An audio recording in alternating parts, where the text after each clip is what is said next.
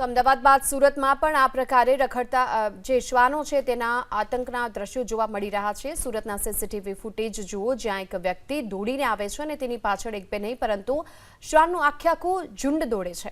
યુવક પોતાનો જીવ બચાવવા માટે દોડતા દોડતા પડી ગયો અને તેને ગંભીર ઈજા પહોંચીને તેનું મૃત્યુ થયું। આ ઘટના સુરતના સૈયદપુરા વિસ્તારની છે।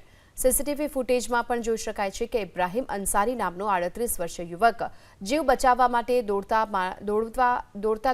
આગળ ગયો અને ત્યાં પડી જાય છે, ગંભીર રીતે ઇજાગ્રસ્ત થાય છે। ખાનગી હોસ્પિટલમાં સારવાર દરમિયાન આ યુવકનું મોત થયું।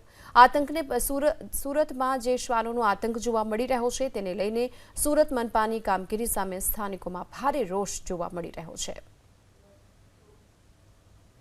ये सुबह में नमाज पढ़ के कब्रिस्तान से मेरे अब्बा का फातिहा पढ़ के आया था। वो घर के पास आया तो उसी वक्त उसको कुत्ते 4-5 कुत्ते ने एक साथ में दौड़ाया काटने।